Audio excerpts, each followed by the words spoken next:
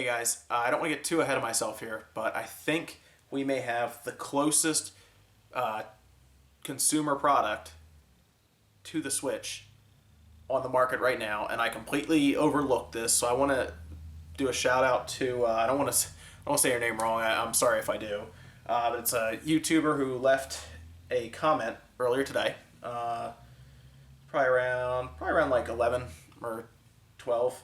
He left a comment down below in one of the videos, and it says, forgot the Pixel C tablet from Google has the NX1 chip already in it. And that was by, again, I don't want to say the name wrong, I feel bad if I do, but it was from Awad HQ. And if I said that wrong, I'm sorry. Awad HQ. And so thank you. I went ahead and took a look at the Pixel C tablet. I'm going to put the specs up here on the screen now. This is really cool because it actually uses the X1 chip, which is going to be very common, or very, very close to the X2 chip that we're going to hopefully be getting. And if we don't get the X2 chip and we get a custom X1 chip instead, which I don't think that's the case, I think we're seeing the X2, this will give us a really, really good idea as to what performance we're going to be seeing with the Switch. Now, if we look down the specs, there's a lot of similarities between this and what we think the Switch is going to be. I mean, if we just take a quick look, it's a Tegra X1, 256 CUDA cores, Maxwell GPU. Of course, we're getting Parker, so we're getting something based on the newer architecture, which is great. This tablet only has 3 gigs of LPDDR3. Now, LPDDR3, what that is, that's basically LP just stands for low power DDR3.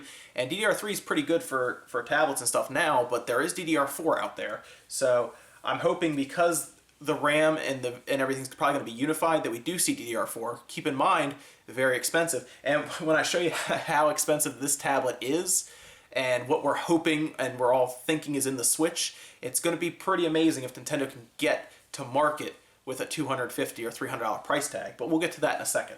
Now, looking straight down this device, okay, it's a massive screen. The screen is 2560 by 1800, which is a ridiculous resolution, to be honest. Based on what we know about the Switch, it's going to have a resolution nowhere near that.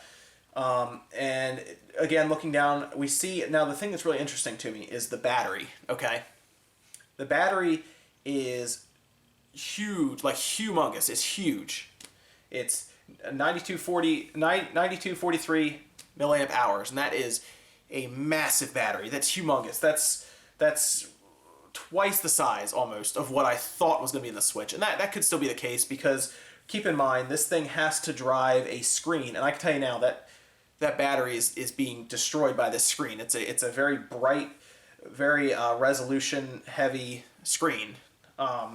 And we're looking probably at a much lower battery because keep in mind we're thinking the Switch is going to be a 720p display. It probably won't be nearly as bright as this one, and this tablet has a lot going for it, but it is also tremendously expensive. Again, I want to look down this and just also look at the charge port on this. It's a USB-C. Keep in mind, this is very, very similar to what we see the Switch being. It has USB-C charging, and by the way, this battery, it's twice the size of what we think the Switch's battery is going to be, okay? It takes 4 hours to charge this battery. How impressive would it be if the Switch came out and could charge in less than 2 hours from 0% to 100%? That would be very impressive. Now, again, looking down the spec sheet here, 3 gigs of low power DDR3. We're hoping 4 gigs is in there. Based on the price of this tablet, right now at market, I think we're getting DDR3 in the Switch, and I think if it is 4 gigs, that's actually a good amount. DDR3, the problem I have with DDR3 in the Switch, it may actually, the bandwidth might not be high enough for the kind of, some of the graphics textures we want, but there's ways around that. There's things they can do to fix that. And keep in mind, guys, the Xbox One has DDR3 RAM in it, and it plays fine on the TV. The only problem with DDR3 RAM is it can be very difficult to push larger resolution images and quality textures through it because the bandwidth is so small. That's why Sony went with GDDR5, which is much faster, okay? Not as good at system tasks. DDR3 is better at things like running your operating system. That's why we don't clip in GDDR5 into our computers. DDR3 is just better for that right now. DDR4, of course, is even better than that. But we have 3 gigs of low power DDR3 in here. That's enough for this thing to run Android and all the games it plays, which that tells me that 4 gigs should be plenty for the Switch, okay guys? We really don't need 8. We really don't. And I think when it comes out, I think it'll be pretty obvious we don't. Bluetooth and everything is enabled, obviously. This thing, like I said, this thing is like the Ferrari of tablets right now. It is a very nice tablet. Okay, and that to me gives us a good idea because I looked up some videos, and I'll play one here. This tablet plays all the Android games like flawlessly, and that's at a super high resolution. Remember, that's a resolution that is more than double. It's like 2.5 times what we think the resolution for the Switch is going to be. And it's playing these games fine. And this is with what we think to be an older X1 chip compared to what we're getting in the Switch.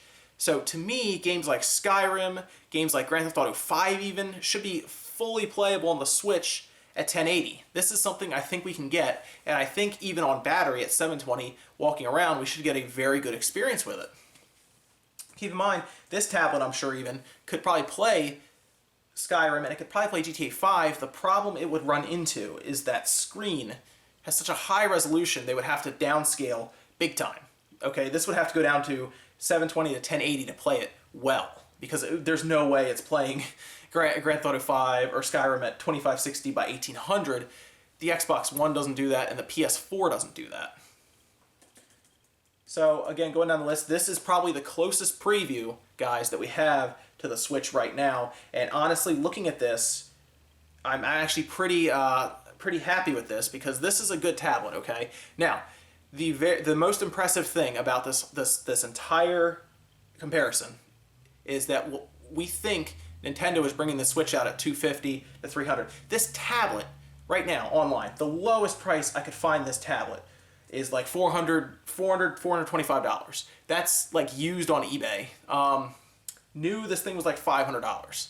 Okay, this is what's called by a lot of reviewers a desktop replacement tablet, which means we are looking at what could be powerful enough for people to use in office and doing graphic design and video editing, and it's a tablet. That gives me a lot of hope for the Switch and the hardware, because again, we still don't know X1, X2. So many people are saying it's the X2, so I have to believe Nintendo is jumping on the cutting edge with this, because that would be amazing, okay? So if you want to look up a few more specs about this tablet, I completely recommend doing that just to get a better rundown down the list and everything. Look up some videos on the reviews.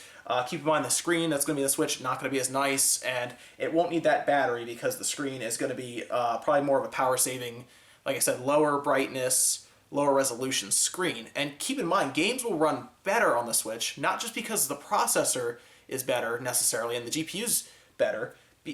That 720p screen is going to be much easier to push when you're on the go. Okay, now when we plug into the TV, I already talked about this in my other video, I'm thinking it's going to be overclocked big time to really push that 1080 image. But again, check out the specs. I'll put I'll put a description in the description. I'll put a link. You guys can go check it out and just see what you think. See if is this the closest we have right now to the Switch. I personally think so. Okay, it's portable. You can take it with you. It runs off battery.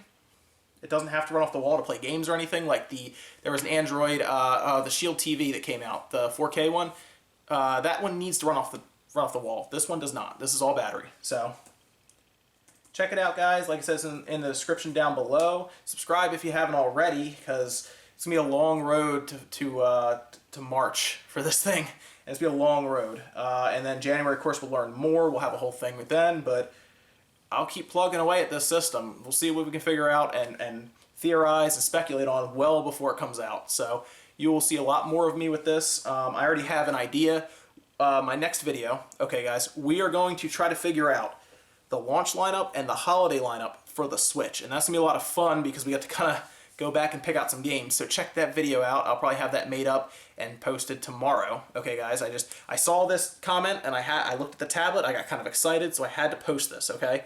So yes, make sure you subscribe, like, check me out on Twitter, and I'll see you guys tomorrow with that video, and we'll have some fun. In fact, if you have a chance and you go on Twitter, send me a message with what games you think are coming out. We kind of have some fun. Like I said, I'll post I already have them all written down, so don't try to change my answers. But yeah, definitely send me a message on there and follow me, and we'll have some fun. I'll see you guys tomorrow, probably around 2 o'clock. I'll see you guys then.